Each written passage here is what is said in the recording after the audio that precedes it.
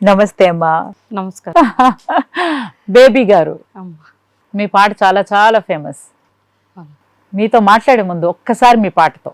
రఘు కుంచే గారు ఎంతో నన్ను అంటే ఆ రోజుల్లో అమ్మగారు నన్ను తీసుకొచ్చే ఈ సినిమా పాటల రంగంలోకి తీసుకొచ్చే ముందర రఘు గారు ఇచ్చిన అదృష్టం నాకు ఈ పాట.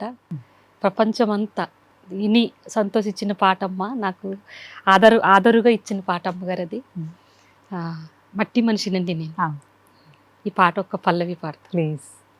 మట్టి మనిషినండి నేను, మాణిక్యమన్నారు నన్ను. మట్టి మనిషినండి నేను, మాణిక్యమన్నారు నన్ను. పల్లె కోయిలన్న తెల్లవారి కుసికూతే నా పాట. పంట చేనులోన పైరు కంకి పైన గాలే నా తాళం. ఏలేలో ఏలేలో నా నోవే ఉయ్యాలో. ఏలేలో ఏలేలో నా నోవే ఉయ్యాలో. వావ్, తేనె పోసినట్టు ఉంది.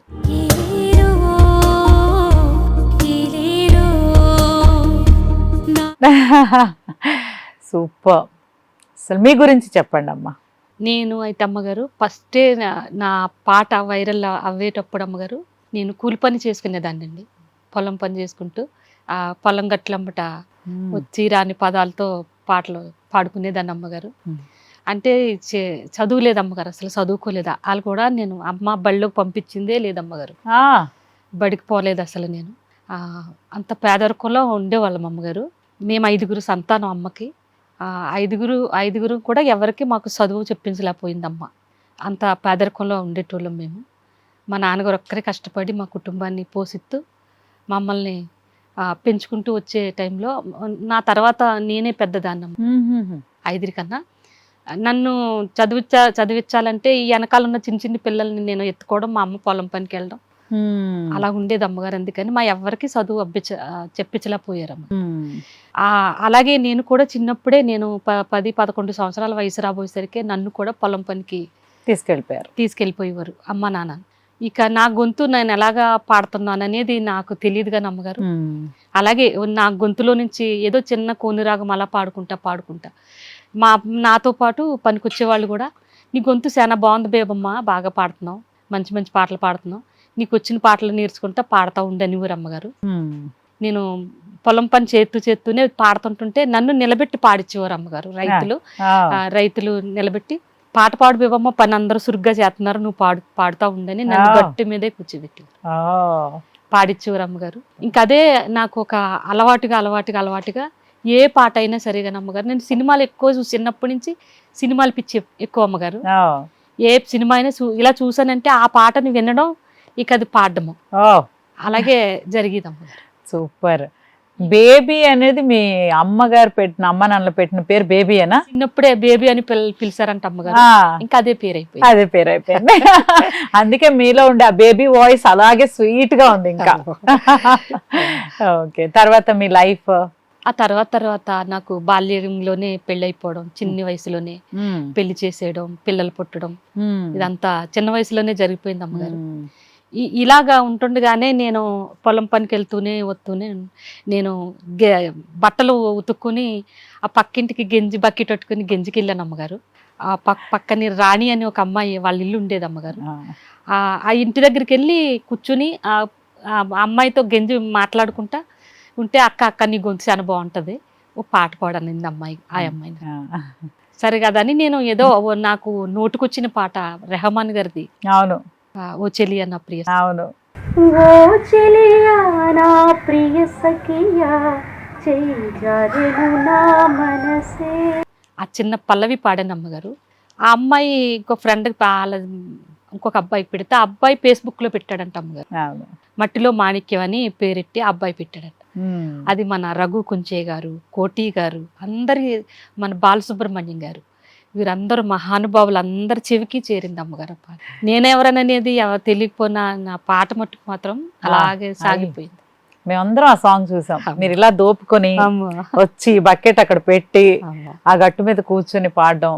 మట్టి మనిషి నండి నేను, మాణిక్యమన్నారు నన్ను, మట్టి మనిషి నండి నేను.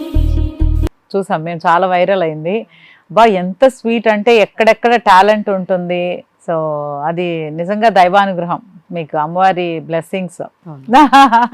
సో అలాగా ఆ పాట వైరల్ అవ్వడంతో రఘుకుంచె గారు మీకు రఘు కాంటాక్ట్ కుంచే గారు అమ్మగారు, రఘు కుంచే గారు చూసి నాకు ఆ అమ్మాయికి ఫోన్ చేసేవారమ్మ. ఆ నెంబర్ పెట్టిన అమ్మాయికి ఫోన్ చేసి, మీరు పాడితే మీరు చాలా బాగా పాడారు, అవకాశం ఇస్తాం వస్తారంటే, నేను కాదండి పాడింది బేబీ అక్క అని ఒక అమ్మాయి ఉంది మా ఊళ్ళో, ఆవిడ పాడారంటే ఆవిడ నెంబర్ పెట్టండి అంటే, అప్పుడు నాకు ఫోనే లేదమ్మ.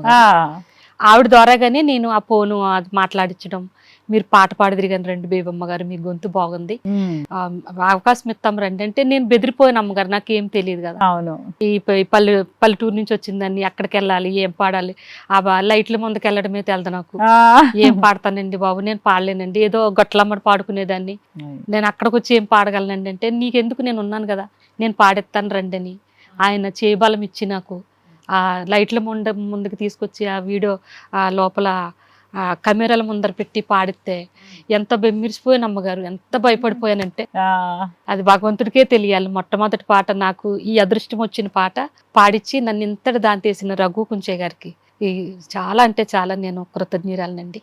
చాలా ఆ పాట సూపర్ డూపర్ హిట్. తమరు కూడా మీరు కూడా చేశాను అసలు చాలా నేను ముద్దమందారం ఆనందపడిపోయాను అమ్మగారు. నేను అసలు ముద్దమందారం అప్పుడు నేను పార్వతి చేసాము ఆ సాంగ్. సో అందరం చేసాము, ఎందుకంటే అంత స్వీట్ వాయిస్, అంత మీనింగ్ఫుల్ సాంగ్. సో మ్యూజిక్ బాగుంటుంది అందులో, అన్ని అంటే అంత అందరికీ వినగానే ఒక ఒళ్ళు పులకరించేంత భావం ఉంది, మీ గొంతు ఉంది స్వీట్ గా. అంత మ్యూజిక్ కూడా సారు మన రఘు గారు కూడా చాలా బాగా ఇచ్చారు అమ్మగారు. చాలా మంచి ఆయన, వేరే అవునండి, చాలా జోవియల్ గా ఉంటారు కదా. భయపడినా మీరు మిమ్మల్ని వెంటనే భయపడొద్దని చెప్పి చాలా నార్మల్ చేసేసి ఉంటారు. చాలానండి. అసలు ఆ చెప్పే విధానం కూడా మా పల్లెటూరు పద్ధతిలోనే నాకు నేర్పించారండి ఆయన.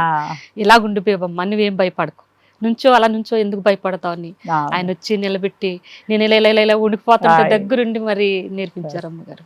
చాలా జాగ్రత్తగా నేర్పించారు అమ్మగారు. ఆ విధంగా నేను పాటల రంగంలోకి వచ్చాను. తర్వాత కోటి సార్ గారు కూడా ఒక TV9 ఛానల్లో నాకు కాల్ కలిపారండి. కాల్ కలిపితే కోటి సార్ గారు, ఆర్పి పట్నాయక్ గారు, బాలసుబ్రహ్మణ్యం గారు, వీరందరూ నాకు ఫోన్ కలిపి మాట్లాడారండి. మాట్లాడి, అమ్మ చాలా బాగుంది, మా షోకి రండి అని.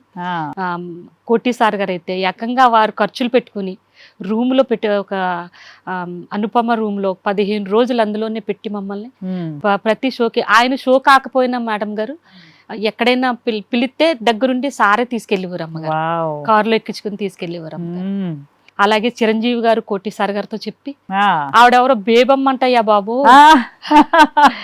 ఆ బేబమ్మ మా సూర్యకమ్మ మేడం తినేస్తున్నారు, ఆవిడ చూసారంట, ఆవిడని తీసుకురమ్మంటున్నారు ఎక్కడున్నా సరే కానీ మన కోటి సార్ గారితో చెప్తే, అంతటి భాగ్యం నాకు చిరంజీవి గారి దగ్గర ఇంటికి వెళ్ళే భాగ్యం కూడా నాకు కోటి సార్ గారి దగ్గర దొరికిందమ్మా.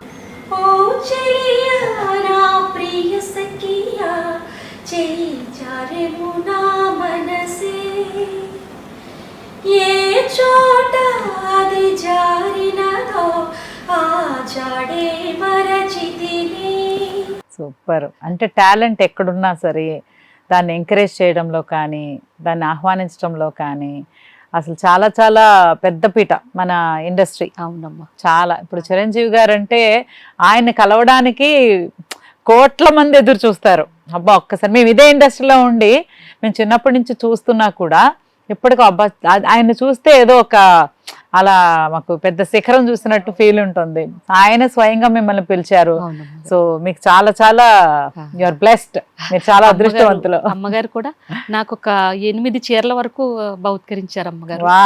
చాలా ఒక ఆడబిడ్డలాగా భోజనం పెట్టి ఇంట్లో అంతా తిప్పి చూపించారు. మన రామలింగేశ్వరరావు గారు విగ్రహం, అన్ని కూడా నన్ను ఇంట్లో ఒక ఆడబిడ్డలాగా తిప్పారు బాగా అమ్మగారు. చూసుకుంటారు. చూసుకున్నారు అమ్మగారు. ఉమ్. వారిచ్చిన ఆ అదృష్టాన్ని, నాకు కలిగించిన నా కళ్ళు ఆనందాన్ని ఉమ్. ఈ రోజుకి కూడా 5 సంవత్సరాలు దాటిపోయినా ఆ. కళ్ళ ముందరే కనిపించే ఆ మహానుభావులు చూపించిన ఆదరణ, ఆ.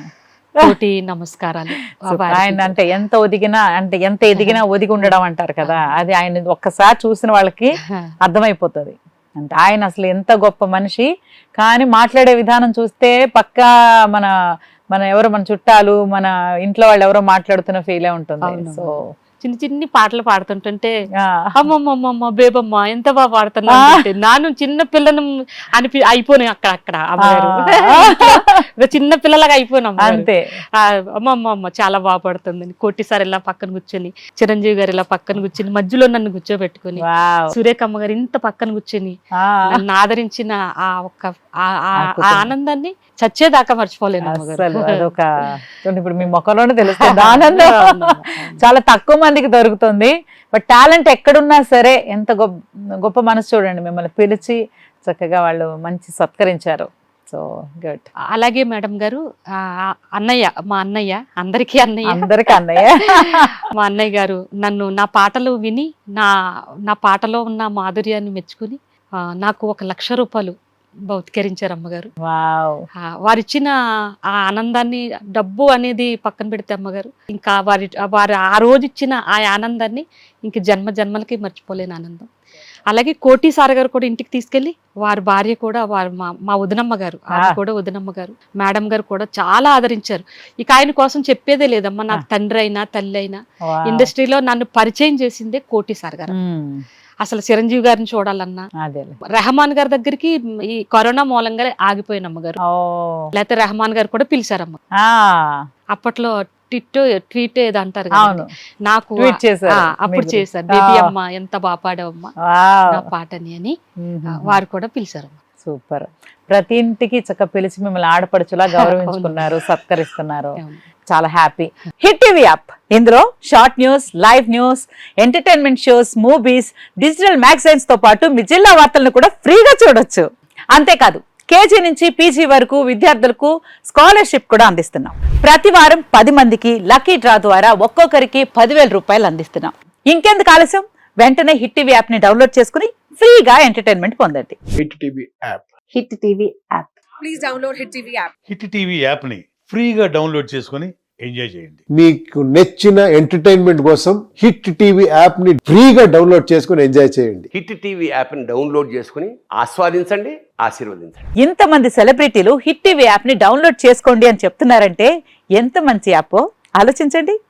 అమెరికా అమెరికా అమెరికా అమెరికాలో చదవాలనుకునే వాళ్ళకి విశ్వసనీయమైన పేరు మన శౌర్య కన్సల్టెన్సీ.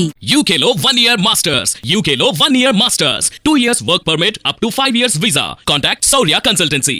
Contact 89851 89851.